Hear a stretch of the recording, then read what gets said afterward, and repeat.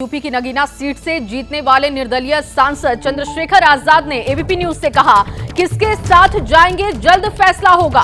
सत्ता विपक्ष को चैन से सोने नहीं दूंगा, उन्होंने ये बात कही है और किसके साथ वो जाएंगे जल्द इसका फैसला लेंगे। एबीपी न्यूज से जो बातचीत की है वो भी सुनिए। चंद्रशेखर जी, पहले तो आपको बहुत बहुत बधाई। धन्यवाद सनोज भाई। चंद्रशेखर भाई, बस अब तो एक ही सवाल चल रहा है कि चंद्रशेखर आजाद कहाँ जाएंगे, क्या इंडिया के साथ जाएंगे या एनडीए के साथ जाएंगे?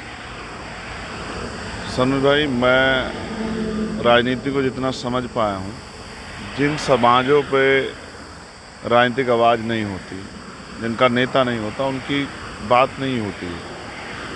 वो जिए मरे, अच्छे हाल में रहे, बुरे हाल में रहे, उनकी तकलीफ को सुनने वाला नहीं होता। क्योंकि पार्लियामेंट में जब जाके आप बोलते हैं तब सरकार आपको सुनती है, तब आपके मुद्दों पे चर्चा होती है। एक बड़ा क्षेत्र जो है विकास से और तमाम बुनियादी सुविधाओं से, एक बहुत बड़ी समाज जो है वो उसको ज़रूरत है, लेकिन कोई इसकी बात करने वाला नहीं। तो मैं उन्हीं की लड़ाई लड़ने के लिए उन्होंने मुझे आशीर्वाद दे के भेजा और मैं एक पार्टी का एक छोटा सिपाही हूँ, कार्यकर्ता। पार्टी का जो आदेश होगा मैं उसका पालन करूँगा। पार्टी जहाँ मेरी ड्यूटी लगाएगी, पार्टी जहाँ कहेगी, मैं, क्योंकि हम वैचारिक लोग हैं और विचारधारा से समझौता कभी हमने किया ही नहीं। कोई सुख सुविधा की राजनीति हमने कभी नहीं की। एक बड़ा सवाल था भारत की राजनीति में सदन का मेंबर बनना और आपकी पार्टी के मेंबर की संख्या होना, इसी को कामयाबी माना जाता है। वो कमी थी इस संघर्ष में, वो समाज ने पूरी कर दी।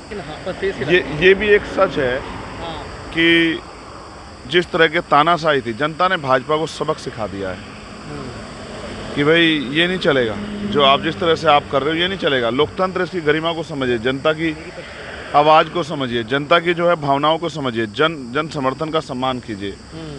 तो इसलिए मैं फिर के आपसे कह रहा हूँ कि अब हम जाके मिलेंगे और अपने साथियों से बात करेंगे और मिलकर फैसला लेंगे। और बाकी जो पार्टी का आदेश होगा वो हमारे लिए सर्वमान्य है। मतलब ये माना जाए कि हनुमान बेनीवाल हो गए और पप्पू यादव हो गए और चंद्रशेखर आज़ाद हो गए, मतलब इनकी तिगड़ी दिखाई देगी, जहाँ भी जाएगी साथ जाएंगे। नहीं, हम साथ रहेंगे और हमारा ये प्रयास है।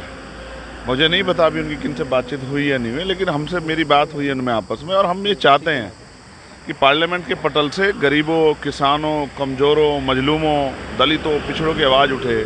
मॉब लिंचिंग जो होती है, धर्म के नाम पर जो जुल्म होता है, वो बंद हो और एक मजबूत जो है सवाल और जवाब जो है सरकार के सामने रखे जाएँ। वो सवाल जो नौजवानों के हैं रोजगार के, वो जो सवाल है किसानों के उनकी फसल के दाम के, वो जो सवाल है पुलिस और सैनिक बल, आर्मी होते जो महिलाओं पे शोषण हो रहा है, वो जो सवाल है जो सुलग रहे हैं गांव देहात में कि कब तक जुल्म, कब तक, उन सब पे जवाब मांगने के लिए हम पार्लियामेंट जा रहे हैं। और मैं विश्वास से कहता हूँ कि अगर कहीं भी कोई अन्याय करेगा तो अन्याय करने वाला चैन से नहीं बैठेगा। मैं इस बात का वचन देता हूँ। जैसे ही घड़ी का काटा दोपहर 2:30 पे आए, बबीता जी का दिल सास बहू साजिश के लिए मचल जाए। और ये है इनकी बहू, पूरे दिन ऑफिस की टेंशन हो जाए गॉन जब ये करें अपना फेवरेट शो फ्री टाइम पे ऑन। इनकी तरह आप भी देखिए अपना फेवरेट शो अपने टाइम पर और डाउनलोड कीजिए एबीपी लाइव ऐप अपने स्मार्ट टीवी पर।